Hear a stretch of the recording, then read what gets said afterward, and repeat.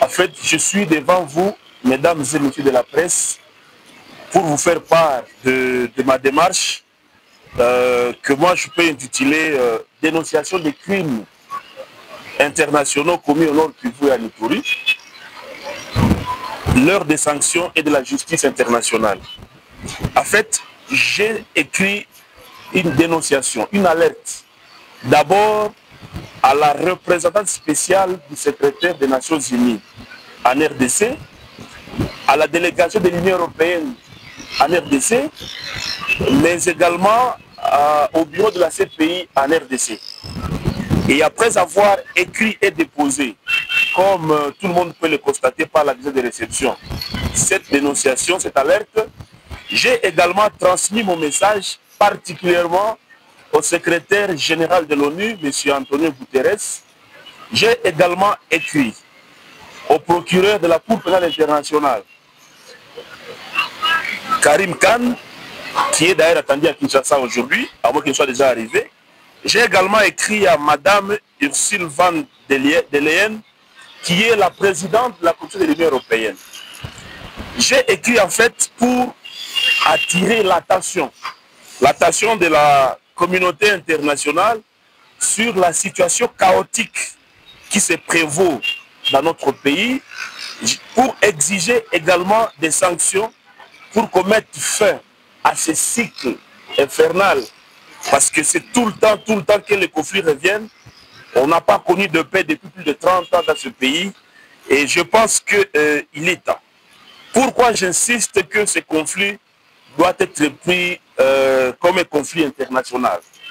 Parce qu'en fait, lorsque vous lisez les rapports des experts des Nations Unies, plus particulièrement celui par exemple du 4 juin 2024, 4 juin, à la page 55, il est clairement dit que le Rwanda exerce un contrôle et dirige les opérations du M23.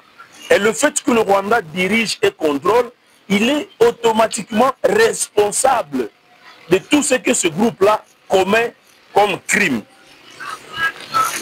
Et comme je venais de le dire, il y a beaucoup de crimes effectivement qui se sont commis pendant ces conflits.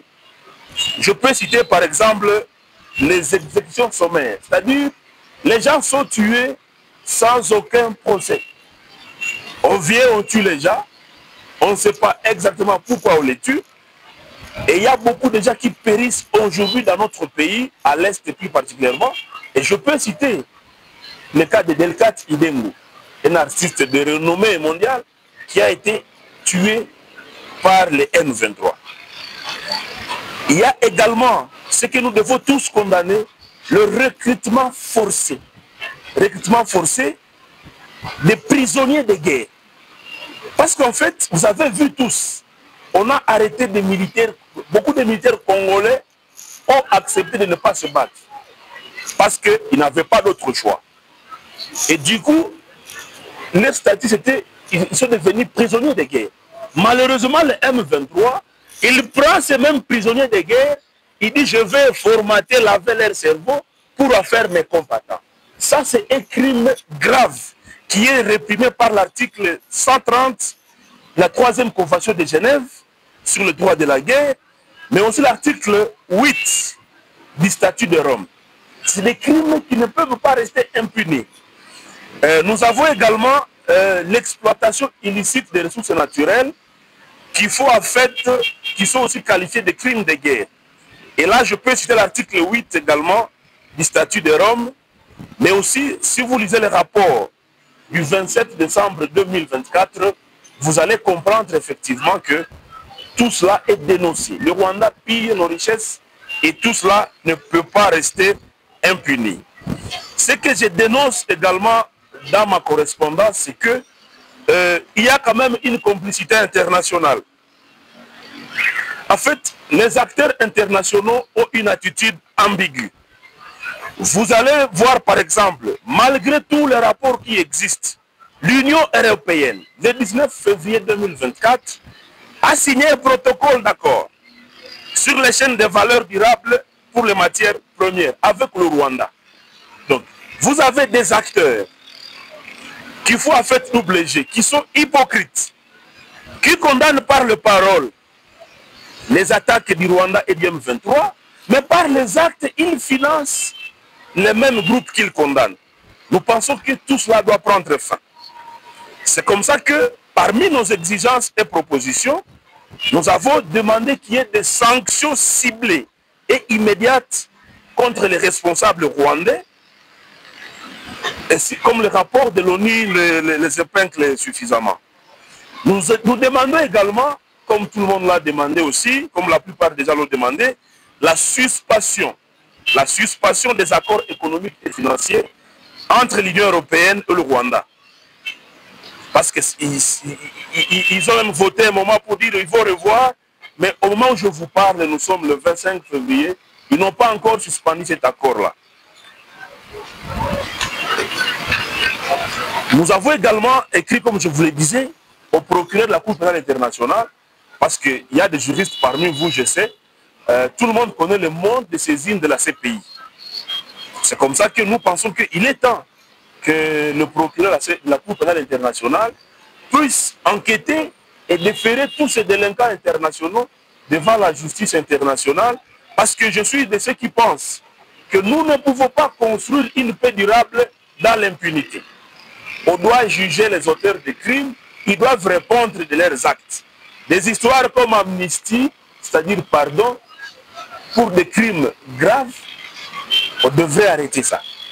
Les délinquants, les criminels de guerre doivent répondre de leurs actes, parce que je suis convaincu que la paix passe aussi par, et surtout par la justice.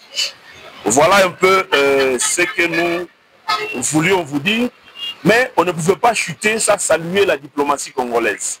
La diplomatie congolaise aujourd'hui agit. Nous avons quand même réussi à mettre la RDC au cœur des discussions internationales. Vous avez suivi récemment une résolution du Conseil de sécurité des Nations Unies qui condamne le Rwanda et qui exige le retrait immédiat de ses troupes en RDC.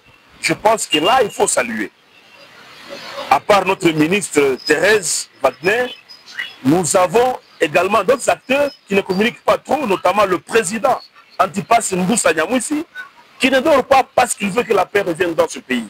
Il fait des navettes entre les États-Unis, l'Europe et l'Afrique pour faire attendre notre voix, pour exiger des sanctions, pour proposer des solutions pour que la paix revienne. Vous avez récemment suivi que le président ougandais lui-même a dit, je me suis entretenu avec celui qui a tweeté.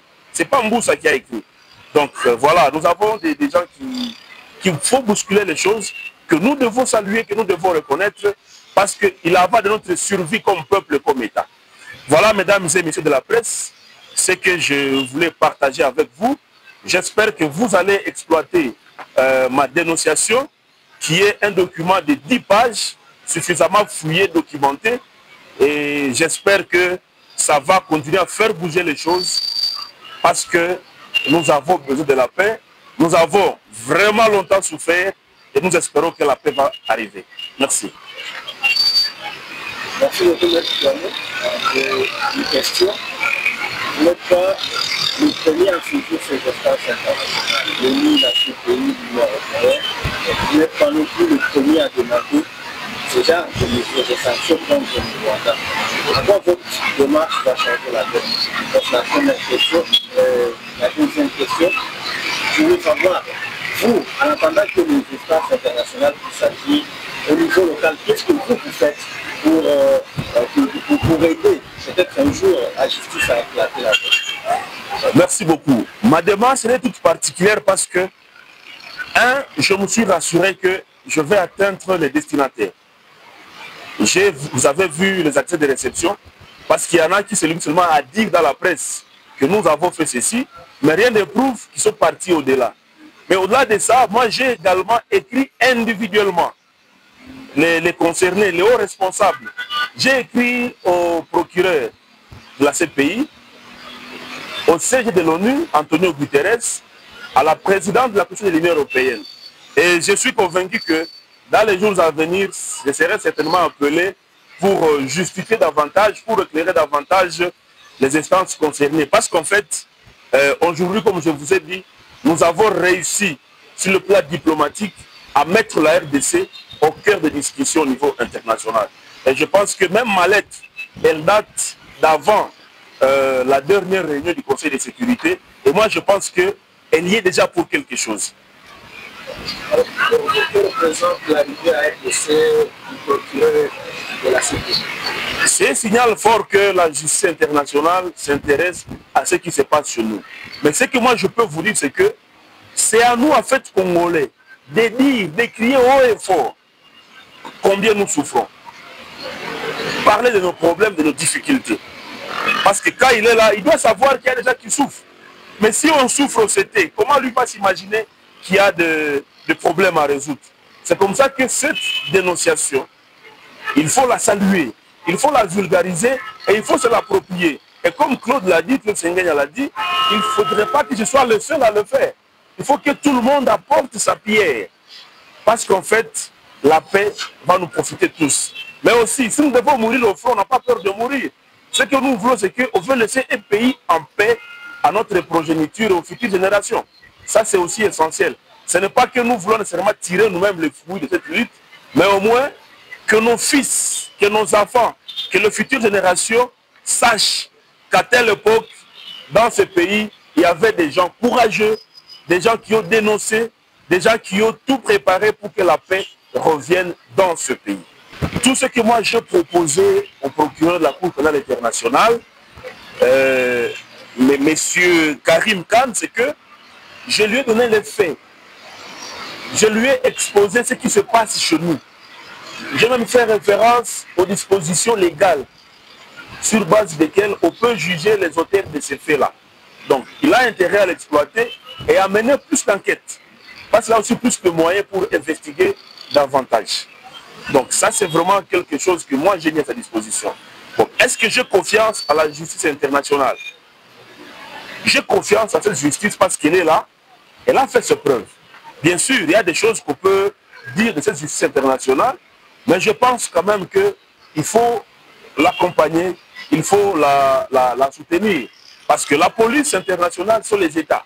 Ils doivent coopérer pour arrêter les délinquants lorsque les mandats d'arrêt sont mis en mouvement.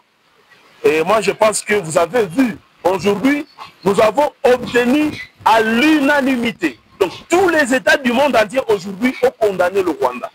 Je pense que demain, s'il y a un mandat d'arrêt international contre des dirigeants rwandais, peu importe les rangs, contre je ne veux pas les appeler les panthères comme le Soudan l'a dit, contre les gens du M23, je pense que tous les États qui ont condamné ce qui se passe dans notre pays seront obligés de coopérer et de les arrêter.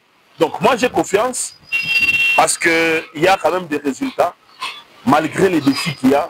Et je pense qu'on peut faire confiance en cette justice internationale. Même si le plus gros travail que nous avons à faire, c'est au niveau aussi interne. Nous avons aussi une justice interne. Vous avez vu comment Corneille Nangaa et toute sa bande ont été condamnés dans ce pays. Parce que, comme vous le savez, la justice internationale, c'est une justice complémentaire à une justice nationale. Elle n'agit que lorsque, au niveau national, on ne sait pas agir pour des contraintes qui peuvent exister ou on ne veut pas agir. Mais aussi, ce que je voudrais préciser, c'est que, en fait, nous appartenons à une humanité.